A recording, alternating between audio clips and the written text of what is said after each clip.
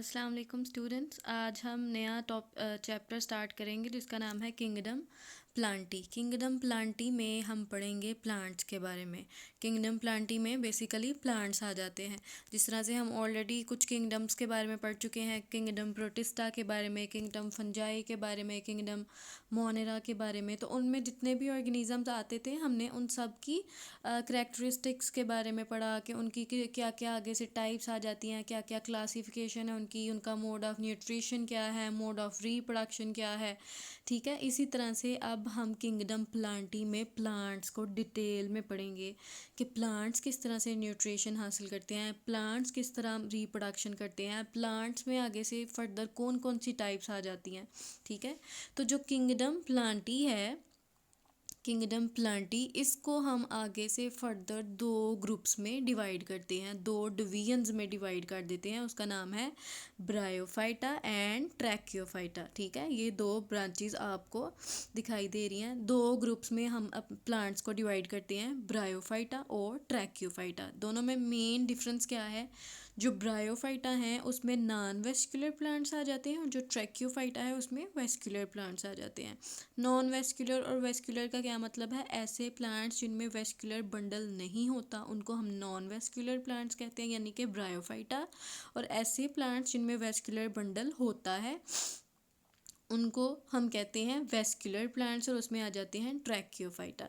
ठीक है, अब ये जो दो ग्रुप हैं इनको फर्दर हमने आगे से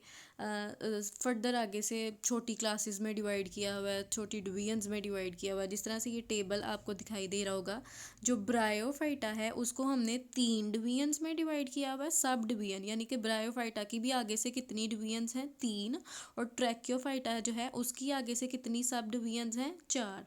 तो ब्रायोफाइटा की कौन कौन सी आगे से सब डिवीजन्स आ जाती हैं? हेपेटिकोप्सिडा, इनका कॉमन नेम है लिवरवर्ट।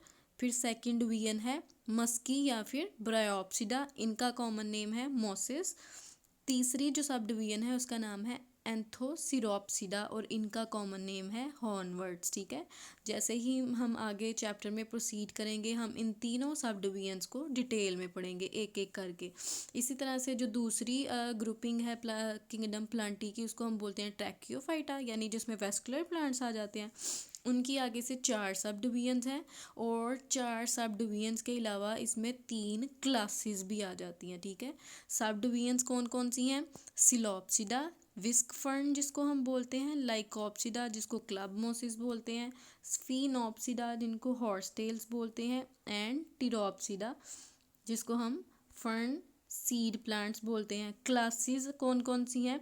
फिलीसीनी यानी कि फर्न्स, जेमनोस्पर्मी जिसमें नेकेड सीडेड प्लांट्स आ जाते हैं जिनके बीज जो हैं वो किसी किसी कवरिंग के अंदर प्रोटेक्टेड नहीं होते, बल्कि इसी तरह से नेकेड सीड्स होते हैं इनके।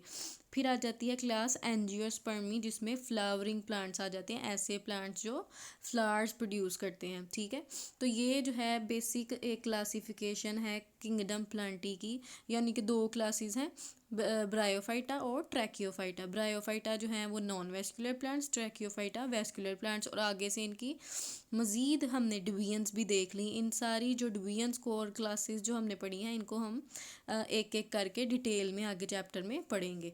ठीक है, पहले हम ये देख लेते हैं कि ये जो ब्रायोफाइटा है, जो हमने दो बेसिक क्लास ग्रुप में डिवाइड किया ना, ब्रायोफाइटा और ट्रैकियोफाइटा। तो ब्रायोफाइटा किस तरह के प्लांट्स हैं उनकी हम पहले जनरल करेक्टरिस्टिक्स पढ़ लेते हैं। ठीक है, सबसे पहले तो वो कहता है कि ये जो ब्रायोफाइटा में ग्रुप में जितने भी प्लांट्स आ जाते हैं ना, ये फर्स्ट प्लांट्स हैं टू क्लोनाइज लैंड। ठीक है, यानी कि लैंड पे, अर्थ पे सबसे पहले जो प्लांट्स प्रोड्यूस हुए थे वो कौन से थे? ब्रायोफाइटा। ठीक है, सबसे पहला प्लांट अगर हमें पूछा जाए तो वो कौन सी कैटेगरी का था? ब्रायोफाइटा का। ठीक है, और कहा जाता है कि ये जो ब्रायोफाइट्स हैं, यानी इस ग्रुप में जो प्लांट्स आ जाते हैं वो ग्रीन एल्गी से इवॉल्व किए थे। ठीक है, एल्गी के बारे में हम पढ़ चुके हैं कि किंगडम प्रोटिस्टा में आ जाती है। तो एल्गी जो है एलजी, ग्रीन एलजी से इवॉल्व किए हैं ब्रायोफाइटा, यानी कि एवोल्यूशन जब हुई ग्रीन एलजी की तो उससे क्या बन गए, ब्रायोफाइटा प्लांट्स बन गए। और ये जो हैं फर्स्ट प्लांट्स हैं। ब्रायोफाइटा में कहता है कि ये लैंड पे ठीक से ये नहीं, लैंड पे ये इतने अच्छे तरीके से नहीं ग्रो कर सकते, सरवाइव कर सकते जितना ये वाटर में और जो डैम्प शेडी प्लेसेस, मतलब ऐसी प्लेसेस जो वहाँ पे मॉइस्चर होता है, डैम्प का मतलब होता है मॉइस्चर, तो ये मतलब खुश्की पे ये पुअरली अडॉप्टेड हैं। Bryophytes are poorly adapted to live on land. इसका मतलब है कि ये ज़मीन पे यानी कि खुश्की पे इतना अच्छे तरीके से सरवाइव नहीं कर सकते, इतनी सक्सेसफुली सरवाइव नहीं कर सकते जितना ये मॉइस्ट प्लेसेस पे, यानी ऐसी जगहों पे जहाँ पे नमी होती है, डैम्प शेडी प्लेसेस यानी कि नमी वाली जगहों पे ये ज़्यादा अच्छे तरीके से सरवाइव कर सकते हैं। ठीक है। फिर कहता है कि जिस तरह से हमने शुरू में पढ़ा कि ब्रायोफाइट जो हैं इनमें ये नॉन वेस्कुलर प्लांट्स हैं, यानी इनमें वेस्कुलर बंडल नहीं होता। ठीक है। तो इसी तरह से कहता है these plants are devoid of specialised conducting xylem and phloem and strengthening tissue. Devoid का मतलब होता है कि इनमें नहीं होते, डिवाइड का मतलब होता है कमी होना किसी चीज़ की। तो ये जो प्लांट्स हैं ब्रायोफाइटा, इनमें जाइलम और फ्लोएम नहीं होते। ठीक है। जाइलम और फ्लोएम का क्या फंक्शन होता है, प्लांट को में वाटर और मिनरल्स के ट्रांसपोर्ट करना, इसके साथ ही साथ प्लांट को स्ट्रेंथ भी प्रोवाइड करते हैं जाइलम और फ्लोएम। तो इनके पास जाइलम और फ्लोएम तो होते नहीं। ठीक है। तो इसलिए इनको जो ये जो स्ट्रेंथनिंग टिश्यू है, कहता है कि ये जाइलम और फ्लेम जो हैं ये क्या हैं, स्ट्रेंथनिंग टिश्यूज़ भी है ना, स्ट्रेंथ प्रोवाइड कर रहे थे प्लांट को, लेकिन इनके पास ये नहीं है। तो अगर ब्रायोफाइट्स के पास ये नहीं होते वेस्कुलर बंडल, तो फिर किस तरह से उनमें वाटर की और मिनरल्स की ट्रांसपोर्ट होती है, जो फूड है वो किस तरह से प्लांट के एक हिस्से से दूसरे हिस्से तक उसकी ट्रांसपोर्ट होती है, अगर इनके अंदर वेस्कुलर बंडल नहीं है, इनके पास जाइलम और फ्लोएम नहीं है। तो कहता है कि ये सिंपल जो है डिफ्यूजन के ज़रिए और ऑस्मोसिस के ज़रिए इनमें वाटर की और मिनरल्स की ट्रांसपोर्ट होती है। ठीक है। ऑस्मोसिस के ज़रिए और डिफ्यूजन के ज़रिए। ठीक है। इसी तरह से कहता है कि ये जो वाटर को किस तरह से एब्जॉर्ब करते हैं, नॉर्मली जिन प्लांट्स के अंदर वेस्कुलर बंडल होता है वो क्या करते हैं, जाइलम के ज़रिए और रूट्स के ज़रिए वाटर को ज़मीन से, सॉइल से एब्जॉर्ब करते हैं, और फिर जाइलम के ज़रिए वो प्लांट की बाकी जो बॉडी है उसमें ट्रांसपोर्ट कर दिया जाता है। तो इनके अंदर वाटर किस तरह से एब्जॉर्ब किया जाता है, सिंपल कहता है जो प्लांट की जो सरफेस होती है ना, सरफेस के ज़रिए ही, डिफ्यूजन के ज़रिए इनकी सरफेस से होता हुआ वाटर जो है वो इनकी बॉडी के अंदर एब्जॉर्ब हो जाता है, यानी ये अपनी सरफेस के ज़रिए ही वाटर को एब्जॉर्ब करते हैं। ब्रायोफाइट्स हमने पढ़ा कि ये मॉइस्चर वाली जगहों पे रहना ज़्यादा पसंद करते हैं, तो इसलिए हम इनको बोलते हैं एम्फीबियंस ऑफ प्लांट वर्ल्ड। ठीक है। एम्फीबियन जो हैं, जो एनिमल्स हैं एम्फीबियंस, ऐसे एनिमल्स हैं जो वाटर में रहते हैं। ठीक है। तो ये जो ऐसे प्लांट्स हैं जो वाटर में रहते हैं, तो इसलिए हम इनको एम्फीबियंस ऑफ प्लांट वर्ल्ड भी कह देते हैं। ठीक है। एम्फीबियंस बेसिकली एनिमल्स हैं, लेकिन इनको हम एम्फीबियंस क्यों कह रहे हैं, क्योंकि ये वाटर में रहना ज़्यादा पसंद करते हैं, वाटर से ये दूर नहीं रह सकते। ठीक है। क्योंकि वाटर में ये रहना क्यों पसंद करते हैं, कि क्योंकि वाटर इनकी रिप्रोडक्शन के लिए बहुत ज़रूरी होता है। ठीक है। इसी तरह से जो ब्रायोफाइट्स हैं, हम ये जो हैं ये फ्लावरलेस प्लांट्स हैं। फ्लावरलेस प्लांट्स हैं मतलब इनमें फ्लावर्स प्रोड्यूस नहीं होते। ठीक है। पहली बात तो इनमें वेस्कुलर बंडल नहीं है, दूसरी बात अब हमने पढ़ ली कि इनमें फ्लावर्स भी प्रोड्यूस नहीं होते, ये फ्लावरलेस प्लांट्स हैं। ठीक है। फिर कहता है कि ये जो ब्रायोफाइट्स हैं इसमें होती है अल्टरनेशन ऑफ जनरेशन। ठीक है। अल्टरनेशन ऑफ हेट्रोमॉर्फिक जनरेशन, इसका क्या मतलब है, इसका मतलब ये है कि ब्रायोफाइट्स में होती हैं दो डिफरेंट जनरेशन्स। ठीक है। जो मॉर्फोलॉजिकली डिफरेंट होती है। मॉर्फोलॉजी हमें पता है किसको बोलते हैं, मॉर्फोलॉजी ऐसी ब्रांच है बायो की जिसमें हम पढ़ते हैं स्ट्रक्चर्स के बारे में। तो ये जो प्लांट्स हैं ब्रायोफाइट्स, इनमें दो डिफरेंट जनरेशन्स होती हैं जो मॉर्फोलॉजिकली डिफरेंट है मतलब उनकी स्ट्रक्चर डिफरेंट होती है, स्ट्रक्चरली ये दोनों जनरेशन्स डिफरेंट होती हैं। तो ये दोनों जनरेशन जो हैं वो ऑल्टरनेट करती है, मतलब पहले एक जनरेशन प्रोड्यूस हुई, फिर दूसरी, फिर पहली, फिर दूसरी, फिर पहली, फिर दूसरी। तो इस तरह से ये एक एक करके अल्टरनेट जो है, अल्टरनेट के साथ जो है ये प्रोड्यूस होती हैं। ठीक है, इसको हम डिटेल में पढ़ते हैं कि वो कौन सी जनरेशन्स हैं जो मॉर्फोलॉजिकली डिफरेंट हैं, और इनमें दो डिफरेंट जनरेशन्स होती हैं जो अल्टरनेट करती है, इसलिए हम कहते हैं इनमें होती है अल्टरनेशन ऑफ जनरेशन। ठीक है, उसको हम डिटेल में देखते हैं। ठीक है, जैसे कि हम इस डायग्राम में देख सकते हैं, हेट्रोमॉर्फिक अल्टरनेशन ऑफ जनरेशन का क्या मतलब है कि इनमें होती हैं दो डिफरेंट जनरेशन, मतलब दो डिफरेंट तरह के प्लांट्स इनमें होते हैं। एक को हम बोलते हैं गैमीटोफाइट और दूसरे को हम बोलते हैं स्पोरोफाइट। गैमीटोफाइट जो है, जैसे कि हमें नाम से पता चल रहा है कि ये गैमीट्स प्रोड्यूस करती है, और स्पोरोफाइट स्पोर्स प्रोड्यूस करती है। तो पहले गैमीटोफाइट प्रोड्यूस होगी, फिर स्पोरोफाइट प्रोड्यूस होगी, फिर स्पोरोफाइट से गैमीटोफाइट प्रोड्यूस होगी, फिर गैमीटोफाइट से स्पोरोफाइट प्रोड्यूस होगी। तो इस तरह से ये साइकिल चलता रहता है। तो क्या हुआ, दो डिफरेंट जनरेशन, गैमीटोफाइट और स्पोरोफाइट, ये दो जनरेशन्स हैं और ये दोनों डिफरेंट हैं, इसलिए हम इसको बोलते हैं हेट्रोमॉर्फिक, यानी कि जिनका स्ट्रक्चर डिफरेंट है। तो दो डिफरेंट जनरेशन जो हैं वो अल्टरनेट करती हैं, पहले एक प्रोड्यूस होती है, उससे दूसरी प्रोड्यूस होती है, फिर उससे पहले वाली, गैमीटोफाइट से स्पोरोफाइट, स्पोरोफाइट से गैमीटोफाइट, गैमीटोफाइट से फिर स्पोरोफाइट। तो इस तरह से अल्टरनेशन ऑफ जनरेशन होती है इनमें। ठीक है, अब गैमीटोफाइट और स्पोरोफाइट जो हैं वो किस तरह से डिफरेंट हैं एक दूसरे से। पहले हम गैमीटोफाइट की बात कर लेते हैं। गैमीटोफाइट जो है कहता है कि ये थैलॉइड होती है।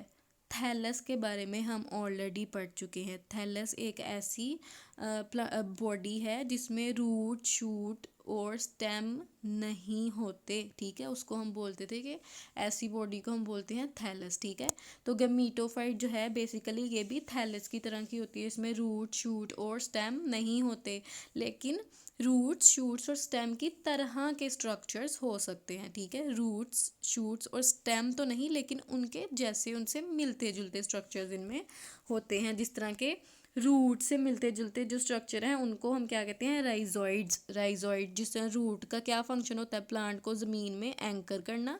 ठीक है, और वाटर को और मिनरल्स को एब्जॉर्ब करना। तो इसी तरह इनमें भी रूट की तरह के स्ट्रक्चर होता है जिसको हम बोलते हैं राइजोइड्स। ठीक है, तो उसका फंक्शन भी क्या है, रूट वाला ही फंक्शन है। इसी तरह से जो गैमीटोफाइट है ये होती है डोमिनेंट। ठीक है, यानी कि ये किसी पे इंडिपेंडेंट नहीं है फूड के लिए, ये अपना फूड खुद प्रिपेयर करती है, यानी इसमें क्लोरोफिल होता है, ये फोटोसिंथेसिस कर सकती है, तो ये डोमिनेंट जनरेशन है। फिर ये हैप्लॉइड जनरेशन है, यानी इसमें क्रोमोसोमल नंबर होता क्या क्या होता है, हाफ। ठीक है, फिर गैमीटोफाइट जनरेशन है, ये प्रोड्यूस करती है गैमीट्स। ठीक है, और गैमीट्स ये किस तरह प्रोड्यूस करती है, माइटोसिस से या मियोसिस से, माइटोसिस से। ठीक है, ये पॉइंट हमने हमेशा याद रखना है कि जो गैमीट्स गैमीटोफाइट प्रोड्यूस करती है वो माइटोसिस के थ्रू प्रोड्यूस होते हैं। फिर हम बात कर लेते हैं स्पोरोफाइट की। स्पोरोफाइट जो है ये स्पोर्स प्रोड्यूस करती है। स्पोरोफाइट कहते हैं कि ये लेस कॉन्स्पीशियस जनरेशन है, मतलब कि ये इंडिपेंडेंट नहीं है, बल्कि ये डिपेंडेंट होती है किसी और पे अपने फूड के लिए, यानी अपना ये फूड खुद प्रिपेयर नहीं कर सकती।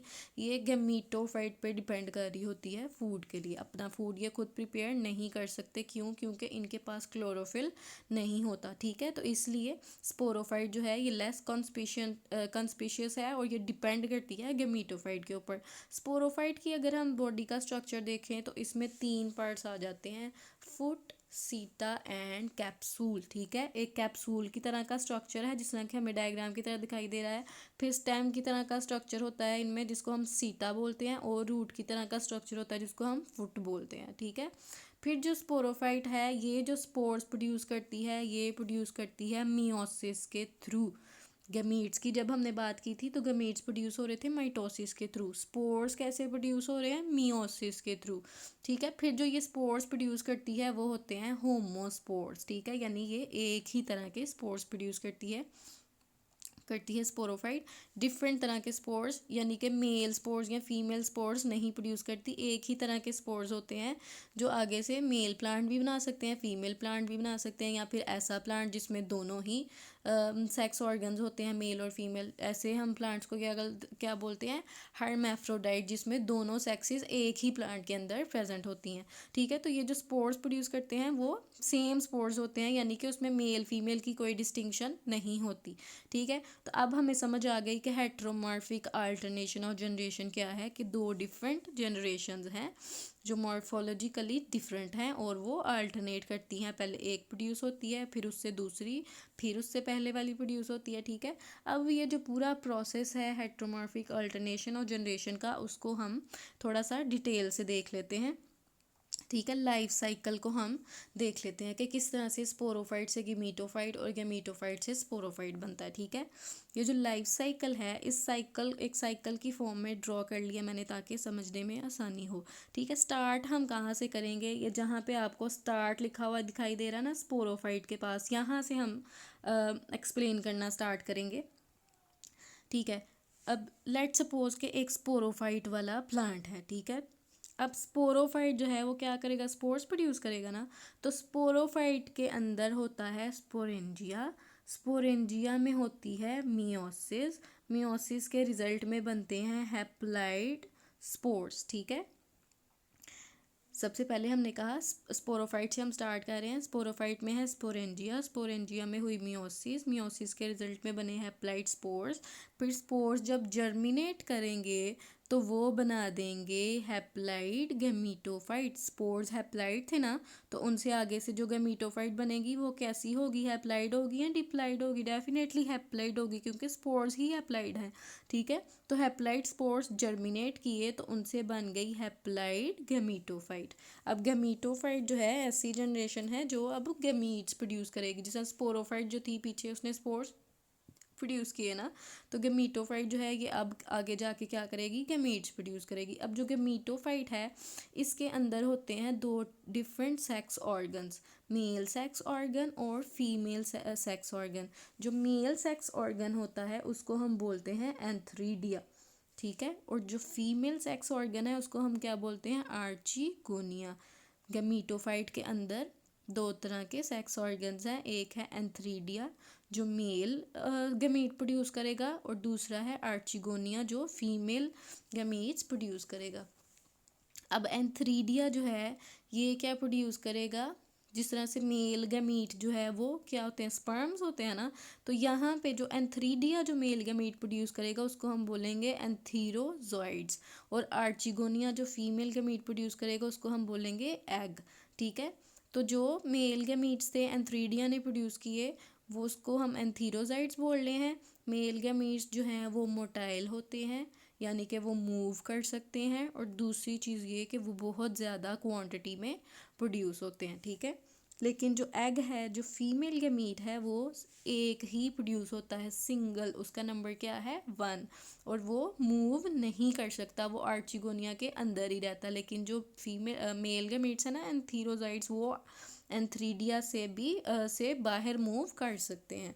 अब क्या होगा, गैमीट्स प्रोड्यूस हो गए, गैमीटोफाइट ने अपने सेक्स ऑर्गन्स एंथ्रीडिया और आर्चिगोनिया के अंदर गैमीट्स प्रोड्यूस कर लिए। एंथ्रीडिया में एंथीरोजाइड्स बन गए और आर्चिगोनिया में एग बन गया। अब क्या होगा, एंथीरोजॉइड्स यानी कि जो स्पर्म्स हैं, जो मेल गैमीट है, ये मूव करके चला जाएगा एग के पास और वहाँ पे होगी फर्टिलाइजेशन। ठीक है, एंथीरोजॉइड्स में से स्पर्म्स जो हैं वो मूव करके चले गए कहाँ में, आर्चिगोनिया के अंदर जो एग था उसके पास। ठीक है, अब ये स्पर्म्स मूव करके आर्चिगोनिया में ही क्यों जाते हैं, क्योंकि आर्चिगोनिया में कुछ केमिकल्स प्रोड्यूस हो रहे होते हैं जिसकी वजह से स्पर्म जो है, जो एंथीरोजाइड्स हैं, वो अट्रैक्ट होते हैं आर्चिगोनिया की तरफ। आर्चिगोनिया में क्या हो रहा है, कुछ केमिकल्स प्रोड्यूस हो रहे हैं जिसकी वजह से जो एंथीरोजाइड्स हैं वो आर्चिगोनिया की तरफ अट्रैक्ट होते हैं। इस जो अमल को हम बोलते हैं, इस प्रोसेस को हम बोलते हैं कीमोटैक्सिस। ठीक है, यानी कि केमिकल्स प्रोड्यूस होने की वजह से किसी चीज़ को अपनी तरफ अट्रैक्ट करना। तो आर्चिगोनिया जो है इसके अंदर कुछ केमिकल्स प्रोड्यूस होते हैं जिसकी वजह से ये एंथीरोजाइड्स को अपनी तरफ अट्रैक्ट करती है। अब एंथीरोजाइड्स मूव करके चले गए कहाँ पे, आर्चिगोनिया के अंदर जो एग था वहाँ पे। अब वहाँ पे होगी फर्टिलाइजेशन, और फर्टिलाइजेशन के रिजल्ट में बन जाएगा डिप्लॉइड जाइगोट। फर्टिलाइजेशन हमेशा वाटर की प्रेजेंस में होगी, इसलिए तो हम कहते हैं कि जो ब्रायोफाइट्स हैं वो वाटर में रहना पसंद करते हैं, क्योंकि इनको फर्टिलाइजेशन के लिए वाटर रिक्वायर होता है। ठीक है, अब जाइगोट की फॉर्मेशन हो गई। अब जाइगोट जो है ये कहाँ पे होगा, आर्चिगोनिया में ही होगा ना। आर्चिगोनिया में फर्टिलाइजेशन हो रही है, एग और एंथीरोजॉइड जो है वो मिल के उन्होंने क्या बना दिया, जाइगोट। जाइगोट जो है वो आर्चिगोनिया के अंदर प्रेजेंट है। ठीक है, अब क्या होगा, ये आर्चिगोनिया के अंदर ही रहेगा। ठीक है, वहाँ पे ये ग्रो करेगा। जाइगोट में होगी माइटोसिस आर्चिगोनिया के अंदर ही रहते हुए, और माइटोसिस के रिजल्ट में बन जाएगा डिप्लॉइड एम्ब्रियो, और एम्ब्रियो से फिर बन जाएगी स्पोरोफाइट। तो हम आ गए उसी पॉइंट पे जहाँ पे हमने स्टार्ट किया था, स्पोरोफाइट से। ठीक है, तो स्पोरोफाइट से स्पोर्स प्रोड्यूस हुए, स्पोर से गेमीटोफाइट, गेमीटोफाइट से गमीट्स, उनकी फर्टिलाइजेशन हुई, जाइगोट प्रोड्यूस हुआ, और जाइगोट से फिर से बन गई स्पोरोफाइट। तो इस तरह स्पोरोफाइट से गेमीटोफाइट और गेमीटोफाइट से स्पोरोफाइट बन रही होती है। इस प्रोसेस को हम बोलते हैं अल्टरनेशन ऑफ जनरेशन। ठीक है, तो ये जो स्पोरोफाइट है, ये स्पोरोफाइट हमने कहा कि जो जाइगोट था वो आर्चिगोनिया के अंदर था, आर्चिगोनिया में ही वो एम्ब्रियो में कन्वर्ट हुआ और स्पोरोफाइट में कन्वर्ट हो गया। ठीक है, तो स्पोरोफाइट जो है ये अभी गेमीटोफाइट के अंदर ही है। गेमीटोफाइट के ऊपर जो आर्चिगोनिया थी, जो फीमेल सेक्स ऑर्गन था, उसी के अंदर प्रेजेंट है स्पोरोफाइट। इसीलिए हम कहते हैं कि स्पोरोफाइट जो है वो डिपेंड कर रही होती है गेमीटोफाइट के ऊपर। ठीक है, तो ये इवन जो स्पोरोफाइट है ये ग्रो भी कर जाती है, मेच्योर भी हो जाती है, तब भी ये गेमेटोफाइट के साथ ही अटैच रहती है। ठीक है, क्योंकि इसके पास खुद का क्लोरोफिल तो है नहीं, ये खुद तो फूड प्रोड्यूस नहीं कर सकता। तो फूड इसने किससे हासिल करना है, गेमीटोफाइट से, इसीलिए ये गेमीटोफाइट के साथ ही अटैच रहती है। इसीलिए हम बोलते हैं कि गेमीटोफाइट तो इंडिपेंडेंट है। ठीक है, लेकिन ये जो स्पोरोफाइट है ये इंडिपेंडेंट नहीं है, ये डिपेंड करती है गेमीटोफाइट पे फूड ऑब्टेन करने के लिए। अगर हमने ब्रायोफाइट्स को एक लाइन में एक्सप्लेन करना हो तो हम ये बोल सकते हैं, ये जो हाइलाइटेड वर्ड्स हैं, कि इनमें वेस्कुलर सिस्टम एब्सेंट होता है, इनका गेमीटोफाइट डोमिनेंट होता है, स्पोरोफाइट जो है वो गेमीटोफाइट के साथ अटैच होता है, और स्पोरोफाइट होमोस्पोरस होता है, यानी कि सेम स्पोर्स प्रोड्यूस करता है। ठीक है, ये एक लाइन में हम ब्रायोफाइट्स को डिस्क्राइब कर सकते हैं।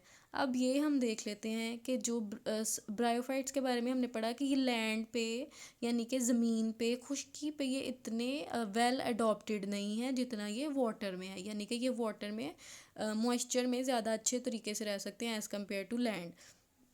लेकिन जैसे जैसे एवोल्यूशन हुई, ब्रायोफाइट्स लैंड के ऊपर भी ग्रो करना शुरू किए, तो फिर इन्होंने क्या किया, ब्रायोफाइट्स ने लैंड पे रहने के लिए, खुश्की पे रहने के लिए कुछ अडोप्टेशंस जो हैं, कुछ ऐसी स्ट्रेटजीज बनाई, कुछ अडोप्टेशंस की जिसकी वजह से ये लैंड के ऊपर ज़्यादा अच्छे तरीके से रह सकते हैं। ठीक है, तो अडोप्टेशन टू लैंड हैबिटेट, यानी ब्रायोफाइट जब मॉइस्चर से लैंड के ऊपर डिवेलप करना शुरू किए, ग्रो करना शुरू किए, तो इन्होंने कौन कौन सी अडोप्टेशंस की वो हम थोड़ा डिटेल से देखेंगे।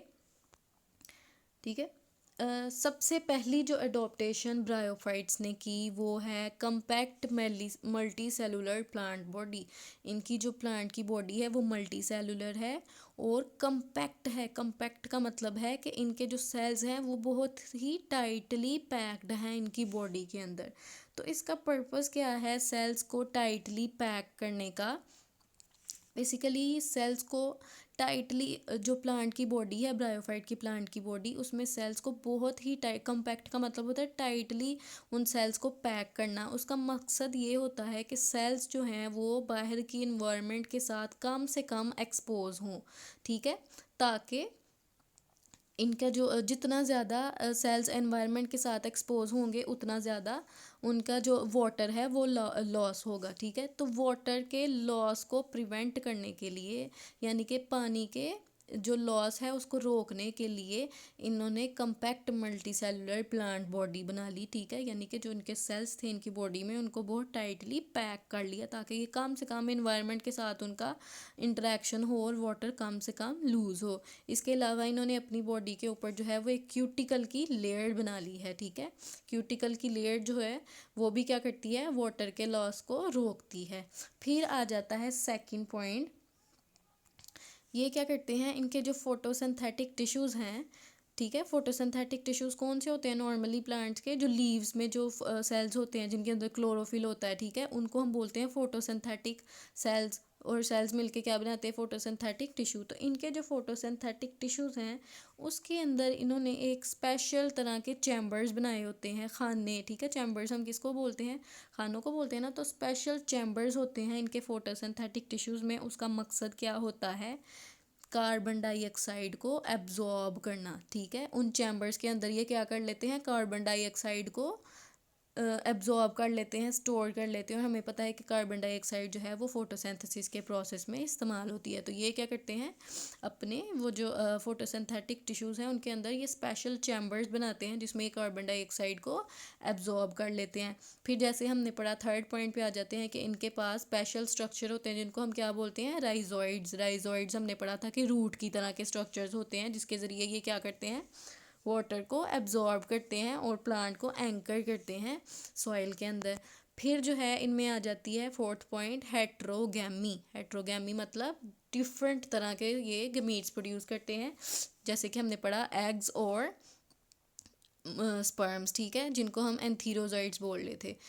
तो ये क्या कर लेते हैं, एग्स के दो डिफरेंट तरह के गमीट्स प्रोड्यूस करते हैं, इसलिए हम इनको हेट्रोगैमी भी बोलते हैं। यानी कि दो डिफरेंट तरह के गमीट्स प्रोड्यूस करना, मेल और फीमेल। तो इनका जो मेल गमीट है यानी कि एग, उसमें ये क्या कर लेते हैं, फूड को भी स्टोर कर लेते हैं ताकि जो जाइगोट से आगे नया स्पोरोफाइट डेवलप करना है तो उसको फूड मिले, नरिशमेंट मिले। जिस तरह हम बोलते हैं ना कि स्पोरोफाइट जो फूड के लिए किस पे डिपेंड कर होता है, गमीटोफाइट पे। तो गमीटोफाइट क्या कर लेती है, अपने एग के अंदर फूड को स्टोर करती है।